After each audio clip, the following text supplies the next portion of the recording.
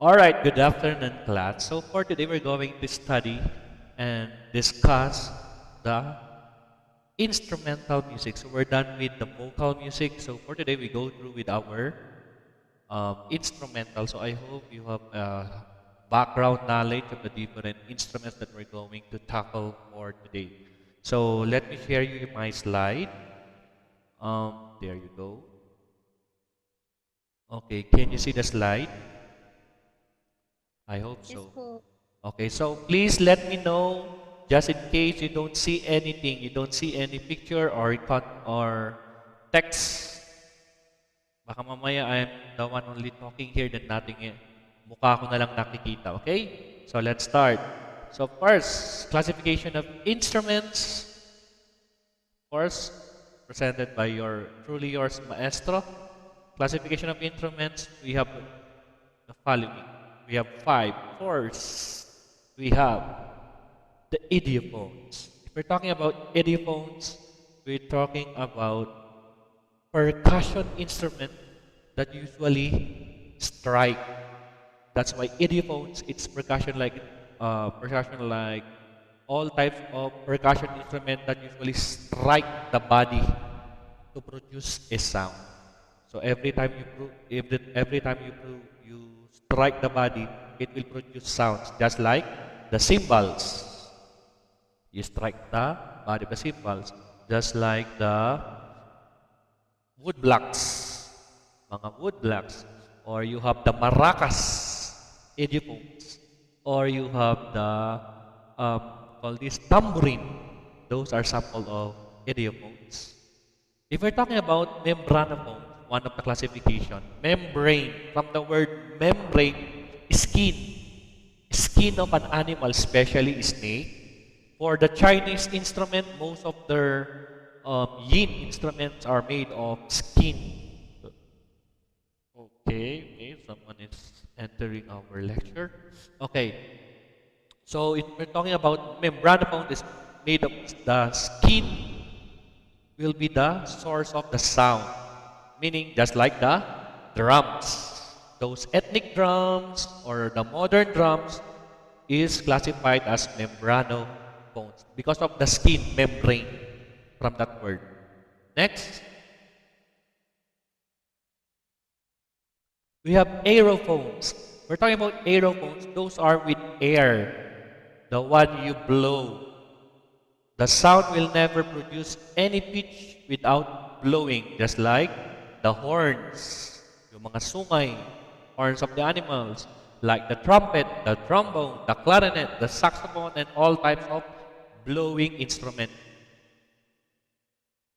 So, ayun. If we're talking about aerophones, it needs air to produce sound. Another one, we have here chordophones. From the word chordophones, it produces chords, meaning it produces two or more sounds. Like, just like the dulcimer, the piano, it produces two or more sound. Dulcimer, piano, the guitar, if you pluck two strings, including the violin, plucking the two strings of the violin or producing two sounds. Then what else? In short, if we're talking about chordophones, we're talking about string. That's why it calls chords. It produces chords. Okay, next. And the last one, we have electrophones. For electrophones, this needs electricity. Without electricity, this will not produce any sound. Just like the drum machine, just like the electric guitar, any instrument that will produce that sound that needed electricity. That's why it's called as electrophone. So take note of those classification: idiophones, membranophones, aerophones, chordophones, as well as electrophones. So let's go with the idiophones. For the idiophones, as you can see here, we have the maracas, we have the bell, we have the kabasa, we have here the cymbal, we have here the castanets, of course the most famous xylophone, and also we have here maracas and also the bow. How do you call this? But it is in a Chinese instrument, just like mixing something, but the sound is continuous. So that is sample of idiophones, meaning you are striking the body, the hard part of the body, or the call this the part na kung saan it will produce the sound of that instrument. Next, we have membrano phones. If we're talking about membrano again, skin. Without the skin, it will never be classified membrano phones. Kaya yun, may skin, skin. So these are sample of Korean instrument, Japanese instrument, like here, Japan instrument, taiko. We also have the djembe, the bongos. Those are we have the modern instrument, kettle drum or the timpani. Of course, the most famous snare drum, rattle sound. While the kettle drums or the timpani, usually this is consists of three or more, but basically it's three. So these are very big drums. So especially if you're going to play a drum roll, it produces different pitches because of the adjusted pedal. This is a type of membrano instrument that can change the pitch because of this foot pedal. Once they step on the foot pedal, it produces different pitch. Okay, so next.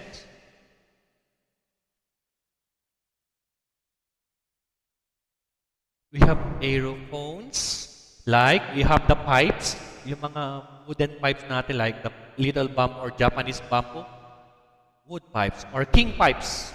We have the piccolo flute, the smallest flute, ganito lang kaliit, while the concert flute is more longer, it's more 2 times longer than the piccolo. The one I'm using before, that's the concert flute. We have the alto saxophone, we have here the clarinet, we have the oboe and the English horn.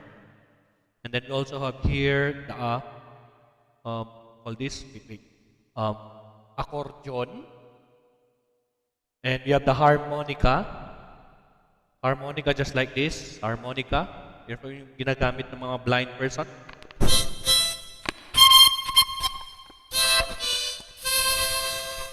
So just like that, a simple blowing instrument for those who perform on streets. Yan. Or sometimes it uses as a main instrument for a certain group. Next, we also have here a French horn, the trombone, the trumpet, and the cornet. So these are sample of blowing instrument. In short, you need to blow this in order for you to produce the different sound of the instrument. So that's aerophones. Next, we have chordophones. We're talking about chordophones. We have here the lute. We have here the sitar. We have here the guzheng. We have here the organ. Bakit kaya string yung organ? Of course, because of the string inside the organ. We have here the banjo. Consists of 8 string banjo. We have the lyre. This is the lyre. Meaning yung lyre, guys, it's a string instrument. Just like the harp, this one. The harp consists of 47 string. That's the standard number of string of harp. Ganun karami yung string niya, 47. Like we have the double bass, we have the cello, and we have the violin. So those are sample of chordophones that will produce chords. Next, of course, very famous. In today's era, we have the electronic instrument or the electrophones. So for electrophones, we have electric guitar, bass guitar, electric drums, electric organ, and an electric keyboard. So that's it. As simply as that. For the orchestra classification of the instrument, we're talking about strings, woodwinds, brass, percussion. Those are the 4 main classification of instruments when we are talking a certain group, just like the orchestra or ensemble. String ensemble, a group of string instrumentalists. Woodwind ensemble, those are who plays all woodwind, a group of all woodwind instrument. We have the brass ensemble. For those who played all the brass instrument, a group of brass instrument and percussion, just like the drumline, percussion ensemble, those musicians that usually play with different percussion instrument. So pag sinabing ensemble, sometimes it is spelled ensemble, but you pronounce it ensemble. So string ensemble, or woodwind ensemble, brass ensemble, percussion ensemble. So as you can see here, we have orchestra classification of instrument. So as you can see here, at the center, you have the conductor, just like our group in our school. Siyempre, dito ako nakatayo. So as you can see here, a group of violin. They are known as the first violin. So first violin, we also have here the second violin. So on the left side of the conductor will always be the first violin and other first violin, the concert master. And then we have here second violin.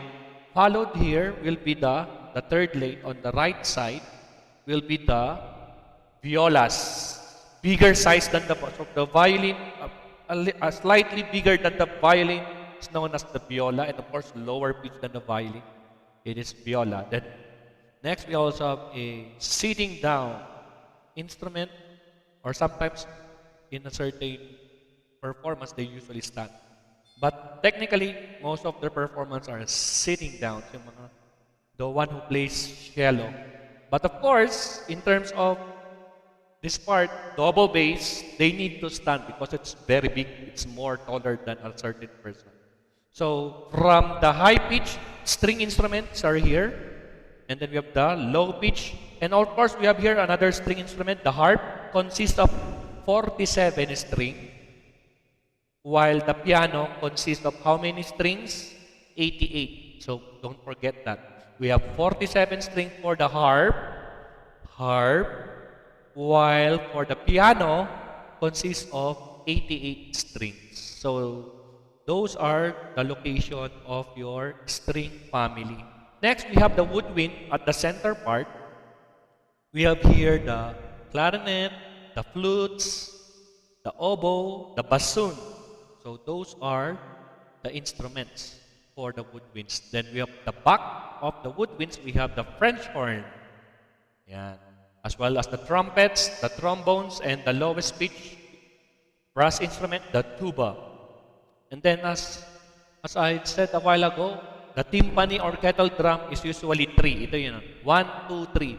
Those are 3 big drums that are tuned with a step pedal or your foot pedal. If you step that foot pedal, it will change the pitch once you strike the membrane of that kettle drums or timpani ang tawag. Next, we also have here the bass drum, the snare drum, and of course, if you're familiar with this, triangle. Ting! Uy, yun na lang instrument ko, napakadali. But it's very crucial. If you commit a mistake playing that triangle alone in a certain piece na hindi siya kasama dun sa pyesa, patay ka. So, you should know also how to read notes. So, that goes with an orchestra classification. Let's go. The string family. The string family is named for a god. If we're talking about, it is a god. Just like, for example, the horsehair. Are you familiar with the horsehair? Yung buhok ng kabayo, they usually use as their bow for the cellos, the violins, or the Chinese violin. It's made of a gut, horse gut, buhok ng kabayo.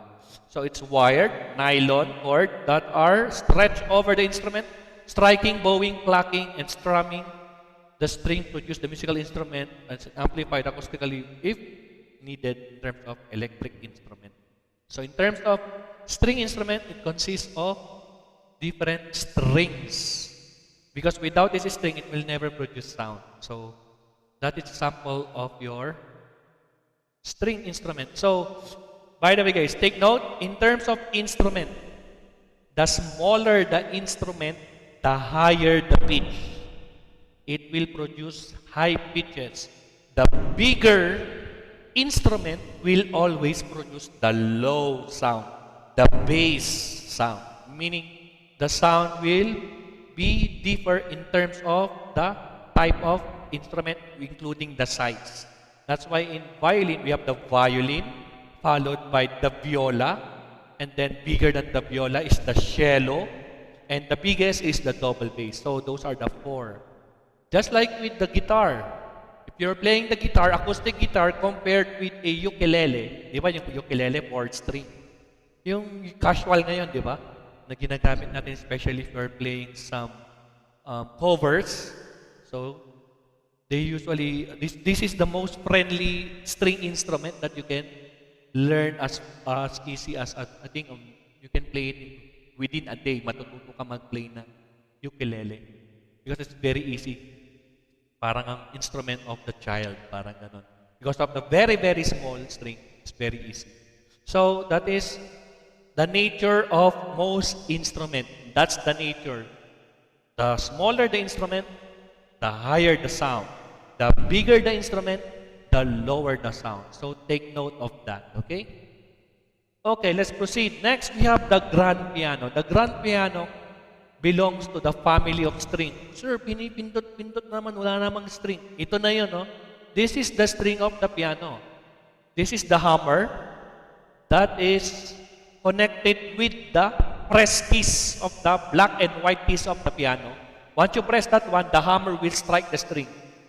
Kasi pag walang string ang piano, it will never produce sound. That's why, take note that the piano belongs to the family of string. Okay? Hindi siya percussion. So, the grand piano, as you can see here, pag binuksan natin yung window ng piano, you can see here, several strings. So, if you count this is 88 strings din lahat yan. In threes. Actually, sometimes in threes. One note, tatlong string. So, yan yun, guys. So, that's the grand piano. Or the piano belongs to the family of string. Tandaan nyo yan, ha? Next, woodwind. Bakit kaya woodwind? Because the woodwind is a section that is traditionally known as the woodwind section. Even though it's not all instruments are made of wood, from the word wood, some instrument is also made crossbreed with a copper instrument, just like the saxophone. So, most of the, just like the pipe, it's made of copper. Like flute, piccolo, flute, oboe, it's made of wood. The clarinet, the bassoon is made of wood. But today, meron nang made of plastic. Kahit napitawan mo, okay lang. Hindi siya mapapasag. Unlike before, it's really made of wood. But of course, plastic instrument is different from the sound of the original wood. It's different. So magkakaiba yun. Okay, so we have here, from the sizes, from the piccolo flute, from the flute, from the highest to the lowest pitch. So we have flute, oboe, bass oboe. Actually, meron yung sabi dito na English horn. You have the clarinet, bass clarinet. We have the bassoon, color maroon, orange, like maroon or red, maroon or red ang kulay niyan, or brown. And then the contrabass, actually it should be contrabass bassoon. It's not contrabass clarinet. It's contrabass contrabass bassoon. It's not clarinet. Mali itong nakalagay dito. So I'm correcting it. It should be a bassoon. Next, we also have here alto saxophone, tenor saxophone, baritone. So the bigger, actually, if you can search on YouTube that all types of saxophone, from the smallest, soprano, up to the contrabass saxophone, very big. Pag tumunog yung barko, Titanic ang tunog niya. Boom! As in, very, very grounded sound. The sound goes underground. Kumbagang galing sa lupa. Tunog. So, that goes with the, call this, the different sizes of instrument. As you can see, the piccolo flute, or any type of piccolo instrument, as long as you encounter the word piccolo meaning small. Yun ang ibig sabihin ng piccolo. But technically speaking, if you have the piccolo, technically speaking, we're talking about flute.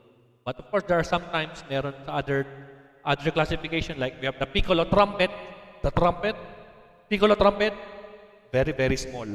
Para ka lang naglalaro ng ganyan. While the trumpet, ganyan sana.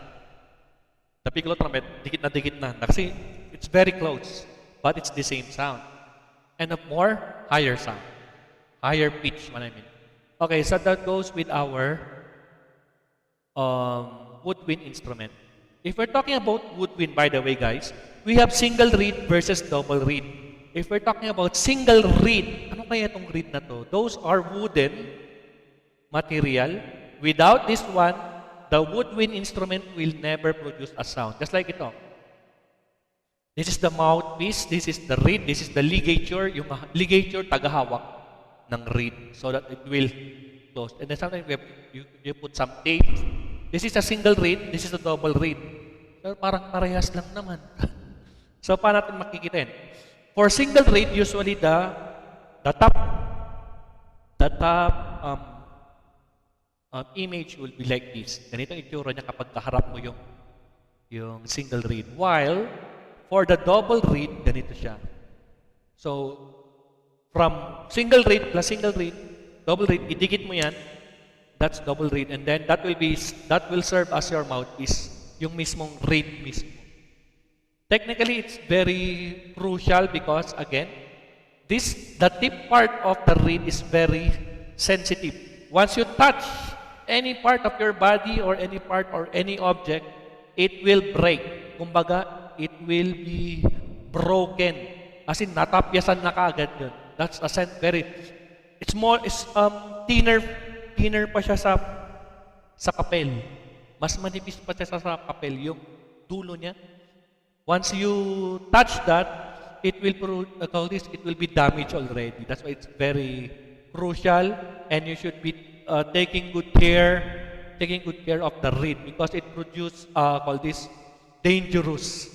Because reed is very expensive, guys. To be honest, most of the reed now is pag ito pa lang sa clarinet, nasa 200 plus na yan. It will depend on the size. Sometimes pag mas lalo na double reed. Siyempre, 2 reeds yan pag didikit mo. So, mas mahal. So, very common. Without this reed instrument, most of the reed family will never produce sound except for the pipe, like the flute. Siyempre, tutunog yun kasi pipe sila. They don't need reed. But, of course, the pipe doesn't have corresponding family, kaya sinama nila sa reed family. So, yun lang yung pinaka-importanting na natin malaman. Next, we have the brass instruments. For the brass instruments, we have here the trombone. If you're familiar with the trombone, boom, boom, boom, boom, boom, boom, boom, boom. So, trombone sound, it's a very low sound. We also have the tenor horn, or some also the bugle horn. Next, we also have the baritone sound and the euphonium. Those are bass instrument, bass sound. And of course, the lowest sounding brass instrument is the tuba. Ito na po, ang pinakamababang instrument. It's really big. Sometimes you really need to hug that to produce a sound for tuba. Then of course, normal trombone or the tenor trombone, and we have the bass trombone. Of course, that goes with the low sound instrument. Next, we also have here high-pitch instrument of the brass family, like the trumpet, 3 valves. We have the cornet, para siyang pinatabang trumpet. We have here the bugle horn. And of course, the natural trumpet na usually wala siya. It's a bugle part. Bugle pipe that usually used pag mayroon yung mga kingdoms sa kaharian, di ba? Pam, pam, pam, pam, pam, pam, pam. Ayan, yan yung ginagamit nila doon. Natural trumpet or pipe, single pipe, or bugle pipe, ganyan. So, basically we have here the trumpet, the trombone, the tuba. Those are the 3. And one again, a very flexible instrument. The French horn can play high pitches and low pitches. So, very wide range because, especially if it's a double horn, ito yung double horn. If you try to stretch that, usually nasa 8 meters ang haba niya. If you stretch the French horn, it reaches 8 meters long. So that's the power of the French horn. And of course, if the reeds are for the woodwind instrument, ano naman sa brass? Brass mouthpiece, we have this inverted cup shape. If we're talking inverted cup, para siyang binaligtad na baso. Inverted cup shape mouthpiece. Without this one, it will not produce a very nice call this sound. So, kailangan meron yun, oh. Yan, oh. Yan yung makikita sa loob, butas yan, papasok doon. Diyan din pupunta yung mga saliva nyo, kung meron mang salivang papasok dyan. Especially yung mga ganyan techniques. Then, this goes with the tuba. This goes with the trombone. So, 1 and 2 for the tuba, very big instrument, euphonium, baritone. And then we have here, trombone mouthpiece, mid-size. This one is a trumpet mouthpiece. And of course, the last one is we have the last two, we have the French horn mouthpiece. So, ayan. So, same ito. Ganito rin ang French horn mouthpiece. So, that's it. Oh, may kumakanta. Wait lang. Bakit may kumakanta? Wait. Dali lang Oh, alo. Okay, mute natin muna. Makinig. Okay, lastly, we have the percussion instrument. We're talking about percussion instrument. We have here, of course, the family of percussion. Same with the idiophones as well as the membranophones. Pag pinagsama-sama mo yan, it's a percussion instrument. Okay? So, let's go one by one. As you can see here, we have the wood block. Tak, wood block. We have the tambourine. We have the bongos. Dalawa. Very popular sa atin to. Meron tayo dito sa Pilipinas, bongos. Of course, you're familiar with the snare drum, the rattled sound, the rolling sound of the snare. That's why it's snaring sound. Kaya tinawag, because meron siyang string sa ilalim. That's why, ganyan siya. Meron siyang string sa ilalim niya. It's adjustable. It depends on your pitch. Of course, you have here the maracas. A very popular, sabi ko din na, triangle and crucial. Napakasimple pero very crucial. Meron lang siyang sa buong piyesa siguro, sa isang buong kanta, you can only hear around 5 times natutunog yung cymbal tuloy, yung triangle. Because with that sound alone is very essential. Hindi pwedeng, basta ka na lang tapik ng triangle, hindi pwedeng ganun. May piyesa din yan. It also read notes. So, dapat kung saan lang yung part mo, doon ka lang tutunod. Of course, we have famous the bass drum, the very low sound bass drum. We have the maracas, we have the cowbell or cobel, we have the kabasa. Yung kabasa na to para siyang maracas, but there's a certain beats that if you try to shake it, it's also shake. Ganun din siya. Kabasa. We have the castanets, then with the wood blocks, same with here, wood blocks. I think it is finger cymbals. Napakaliit kasi it's the cup already. Finger cymbals. Of course, we have the Congo drums or conga. Congo or conga. So, yan ang term. Usually, in pairs yan, dalawa. Same with bongos, dalawa dapat yan. But technically speaking, pag conga, it's very bigger instrument. So, conga. And then lastly, we have here call this kettle drums. Kettle. Mukha siyang kettle. Or sometimes known as the timpani. Kettle drum. Again, sabi ko kanina, it may consist of 3. Tatlo ang kettle drum. Yung mga sample kanina, isa lang. Then, for the full orchestra kanina nakita natin, it consists of 3. So, tatlong ganito, it's the minimum. Minimum number of kettle. Meron din some orchestra, they have 4. But in standard, it should be 3 and with different pitches. So that is the kettle drum. Okay, so that's it. Then after this, we're going to hear some of the sound of those instruments shown to you. So I will be giving you more enlightenment on how this instrument being played, and just in case you have questions, just let me know. So we're okay, guys?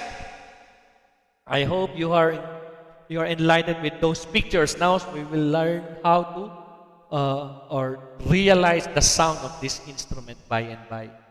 So if you have questions, let me know now. You have questions, guys? Question? Yuan, what is your instrument again? What is your Chinese instrument?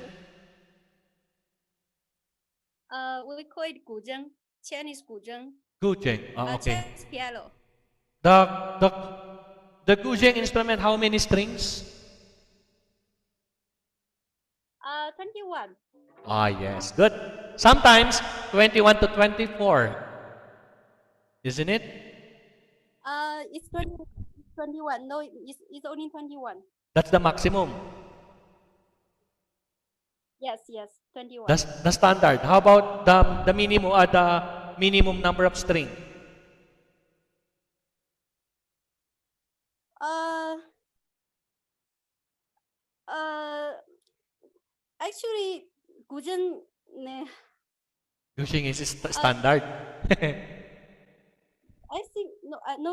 In Asian China, 古筝 it only had seven strings. 7 strings. Guzheng, yeah, Guzheng. Yeah. But now it has 21 strings. Yeah. Oh, so that's the Guzheng. Okay, so guys, you have questions? If no more, we will go through with our sample instruments, sounding instrument. So you have question, guys? Question. Wale? Okay, so thank you. Save ko lang to, guys. I will be saving this. Then we will be playing the sample sound of those instruments. I will be tackling those instruments. Kasi we cannot post a certain video. Alam nyo na, especially with the copyright rule. So, ikakat ko talaga. So, hindi natin isasama yun. So, iwas tayo sa copyright. Okay? So, thank you guys. I will be sending another link so that we can watch for 10 minutes. Maximum of 10 minutes lang, guys. Maximum of 10 minutes to understand the different sounds of the instrument tackled. Okay? So, thank you, thank you. If you have no questions, you just let me know later. Kung may tanong kayo, you can open your mics later so that everything will be interaction. Okay? So, thank you guys. Thank you, thank you. Wait for the next link for our Zoom meeting. Thank you guys. Thank you, sir.